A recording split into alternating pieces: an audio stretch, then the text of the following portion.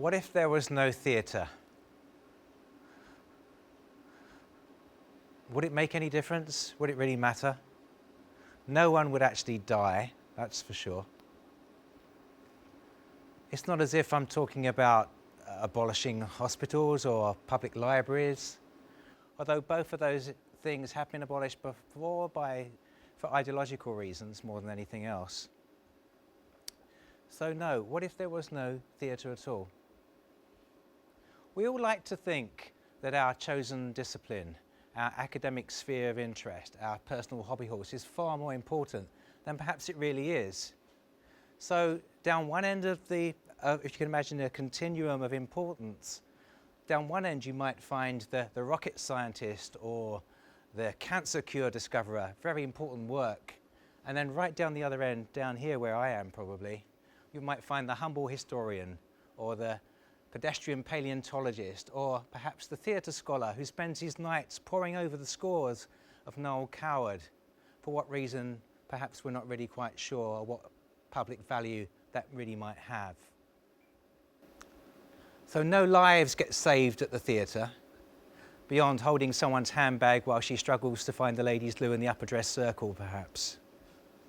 So I was thinking about this recently, and about how precious us theatre folk must sound to other people, and how kind of morally redundant perhaps we are, particularly in the sort of current political debates that are going on. We've got our own sort of peculiar language. We talk about green rooms and techs and hitting marks and focusing lights and stage fright, for example. And all of those other things that are connected to the darkened spaces of our noble craft in the theatre. So I was thinking about this particularly when I was watching an episode of the TV series Succession, which I don't know if any of you know about, but it stars Brian Cox here as the head of a big media-owning family, a bit like the Murdochs. And it's essentially the story of his competing children who would then want to vie and take over the family business. So one of the brothers, who probably isn't in much of the game for the future of the family business, Connor, who's this guy over here, actually has different ambitions. He wants to become President of the United States of America. And he has a girlfriend called Willa, who is completely vacuous and self-absorbed, and of course comes from the theatre. And she's very much part of the New York theatrical community. And let's just have a look at a conversation that they have. Okay. Hey, let's go there. Right by the keys, this is perfect. Okay. Okay. Okay, listen. I think I finally found a job I want to do. Okay. President of the United States. Okay. Wow. Yeah? Really? You don't look excited. No, sure. So sounds like a fun project. Is this about the play? No. Because I loved it. I mean, sure, you don't want to waste your money putting it on, but running for president, that's a sound investment. Plus, I'd be planning to spend on, making sure your history was cleaned up. The president, Willa, this is big. Sure, but nothing's more powerful than art. No, sure. Apart from the power of the executive branch. And drama can change minds. Yeah, but not really. I could outlaw drama. I mean, I never would, but I'm just illustrating the power of the position. Okay. Right, art. So, what the writer, British writer incidentally, Jesse Armstrong does so brilliantly here is to satirise both the thirst for political power and the kind of self-absorbed self-interest of the struggling artist who believes that drama can change minds. Of course, Connor's retort to that will always out-trump that kind of approach, because political power can indeed close down drama completely. And this is not just a matter for comedy, it's actually an evidential fact. Drama has been closed down, theatres have been closed, and it's something that's going on today and has been going on for many years. In 1996, the Taliban seized power in Afghanistan and for 5 years outlawed theatre and any kind of mimicking performance in that culture. It just was not allowed at all.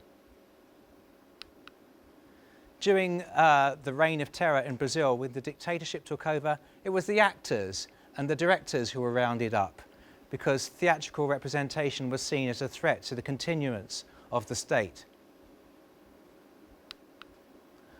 Russia has a fine dramatic tradition. We only need to think of its grand masters Chekhov and their huge contributions to world dramatic literature, Stanislavski, the whole method acting approach that he kind of invoked and has been developed since by people like Americans like Lee Strasberg thereafter, hugely influential around the world.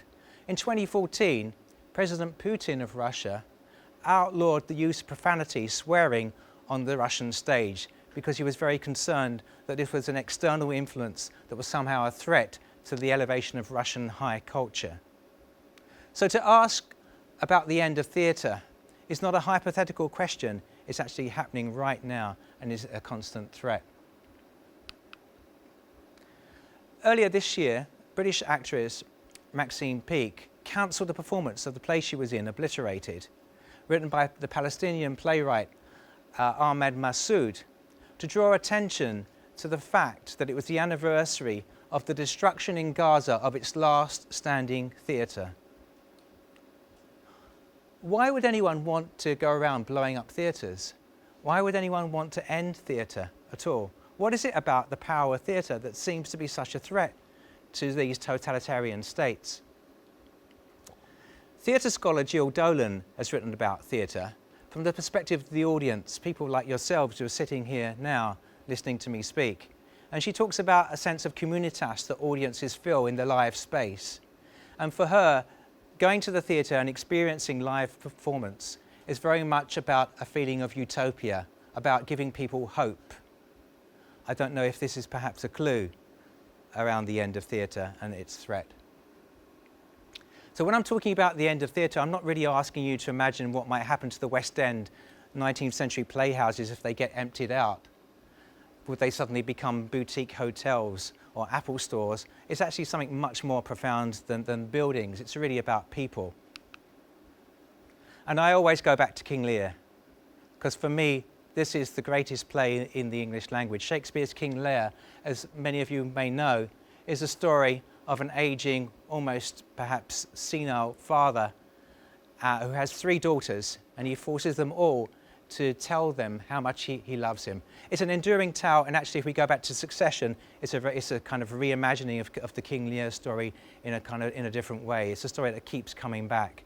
There's nothing about human nature or humanity that you won't find in Shakespeare's King Lear. Each of his daughters has a promise to tell him how much they love him, and the irony of the play is that the daughter who really does love him, the youngest, refuses to play the game, and she gets cast out, which leads to the whole tragic end of Lear on the heath and the kind of everyone dying in the last act, which is what always happens in Shakespeare. At the end of Act 1, Scene 4, King Lear has this kind of flicker, a momentary self-realization moment, and he says, "Who is it who can tell me who I am?" He doesn't really know the answer to that question, but the audience know the answer to that question. So the tragedy of that play and many other plays like it is that the audience are empowered to see beyond the play and beyond the tragic circumstances of the characters that there are. So when I start thinking about the end of theatre and my own reasons for being worried about this, I go back to my own childhood, growing up in East London and going to the theatre for the first time. And I can remember we were taken to the Theatre Royal Stratford East to see a Christmas show like this time of year, and it was a dress rehearsal, so we didn't have to pay anything, which was great. And looking back now, I don't think the play was actually very good at all. It's probably awful. But as a 7-year-old child, for having that first theatrical experience, it was a formative time for me.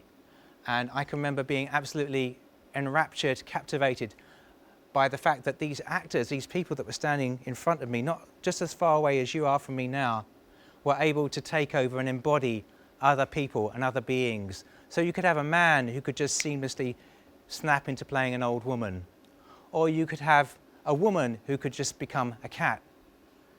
And I just thought this was the most amazing thing I discovered. I think that everything I've done ever since then has really been about trying to get back to that moment for me. So everything I've done in theatre, whether as a performer or a writer or a dramaturg, I've always been trying to rediscover the magic of that tiny moment in life, of my own life. So for me, the answer to the question, who is it who can tell me who I am, is to be found in the theatre and only in the theatre. But it's a lifelong quest, and it's one that we're all on. Thank you.